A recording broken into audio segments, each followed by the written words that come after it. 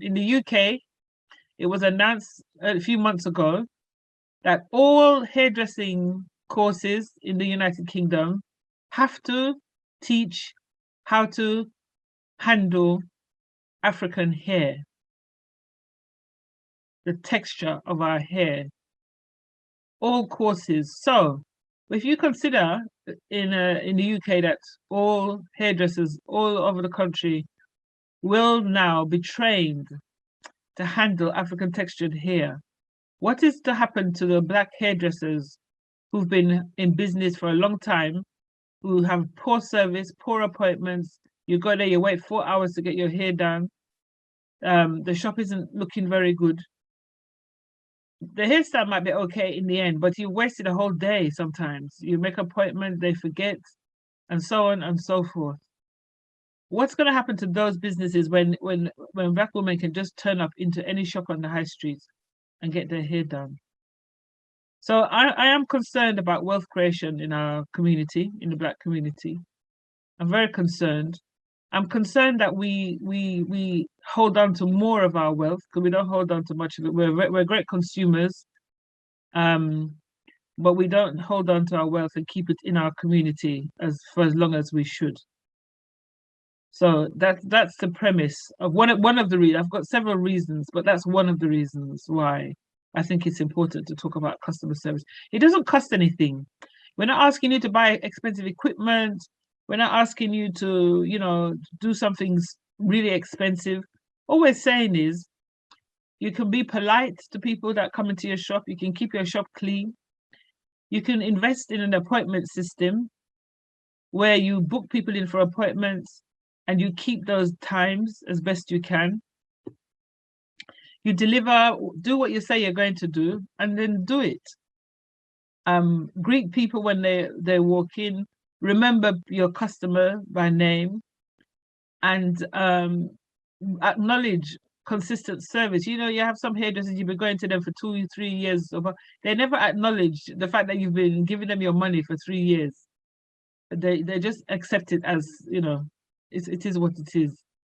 So provide incentives for people to come back to you, and offer people a cup of coffee, a drink, a glass of water, a Coke, anything, while they're getting their hair done. And there's so many small things we can do. Acknowledge their birthdays when their birthdays come. Send them a card. You should register all your customers anyway and have some idea of a birth date or something.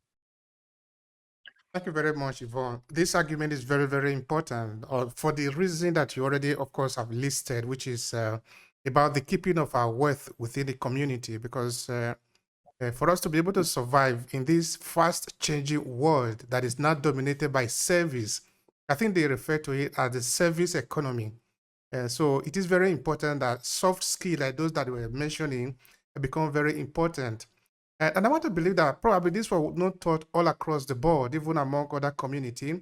But before I get there, I want to ask, this idea of poor customer service, is it something you find across all no-European market?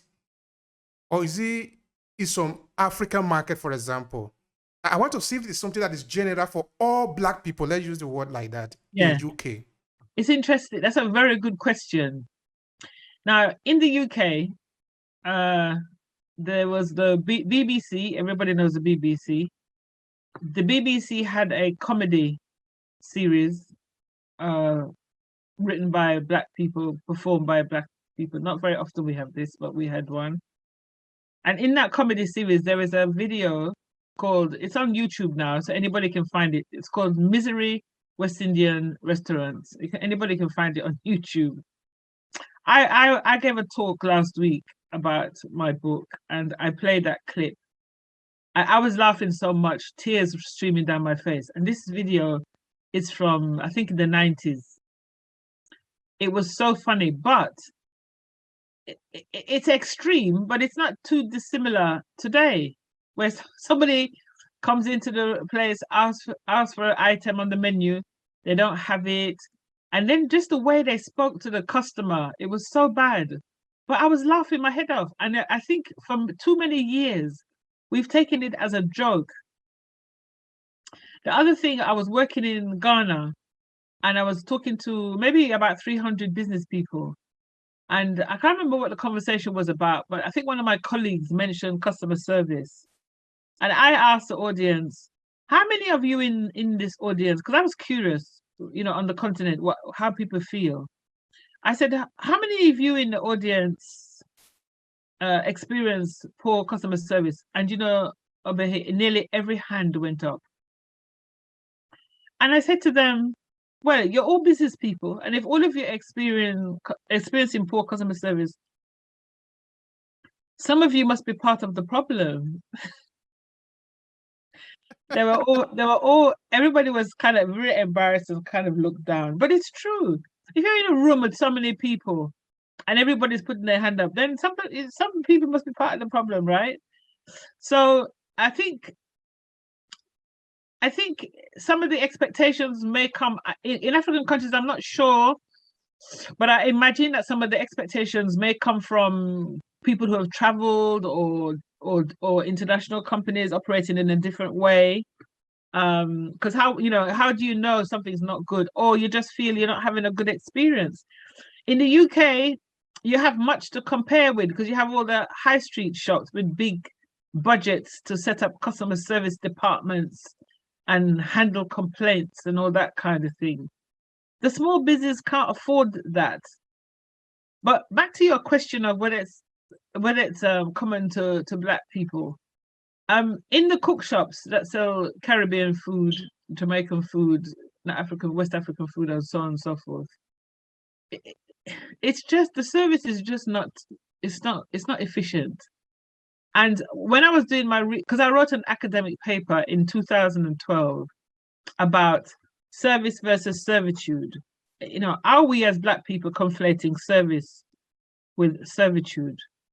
Is it that we feel uncomfortable serving others and we feel like, we're in servitude or in enslavement to other people and we don't like it? Maybe it's something in our pathology that we're resistant to providing service. So I did this research and I found out many things. I looked at the text from Marcus Garvey and Malcolm X and Luther King, and they talked about the fact that their own people were not supportive sometimes in the struggle, and how their own people often let them down and were untrusting.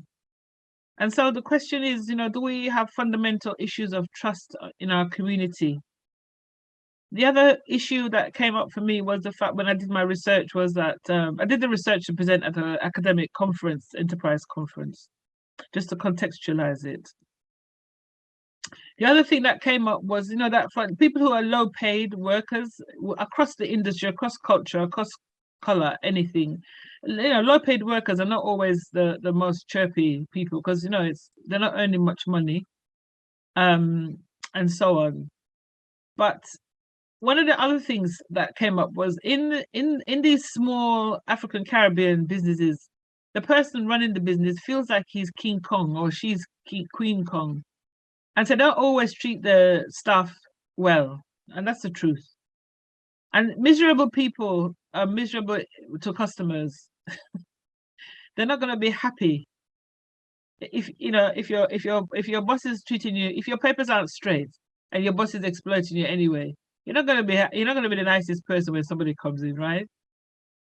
And I'm not saying everybody in these shops don't have their papers straight. That's not what I'm saying. But I'm saying, in these situations, it can be challenging. So there's lots and lots of issues that may make people on the front that you see behave in the way that they do. You're going and they're on their phone. They don't want to even take their head up out their phone to ask you, what would you like? And it's just a continuous way of behaving. And not all, I need to stress, there are some businesses out there doing absolutely fantastic, but those that are doing bad, someone told me they were in a restaurant a few weeks ago and they sat down to eat and they made their order. And then there was this man there, and I don't suppose he was the owner, I don't know. Anyway, halfway through their meal, this man was sitting over to the side eating something. One of the people in the dinner party asked him for something. He said, "Don't you see that I'm eating?" Why is he eating then when the people are there? And even if he is eating, it does who so what? You put that plate away, you shove that plate somewhere, immediately you jump up and you say, "How can I help you?" You don't say, "Don't you see I'm eating?" You can't, so this is weeks ago. This is not a long time ago. And then I saw something on, is it Instagram, where this man, or Facebook, this man was so angry. This is in America now. Caribbean man. He said he drove miles to get to this shop to buy Jamaican patty and some Caribbean food. And he filmed the guy serving him. Honestly, it was so bad. The guy was on his phone. He wasn't paying any attention to the man. The man came out of the shop and he sat in his car and he was fuming. He was so angry because he drove so far to spend his money, and this is the way he feels he was treated badly. So if we don't fix up, we're going to lose our businesses. Our community is going to lose money again, and people will continue to sell us stuff. In America, the Koreans sell our hair. In England, the Asians sell us our food and our hair products. We are slowly catching up, but we need to move faster.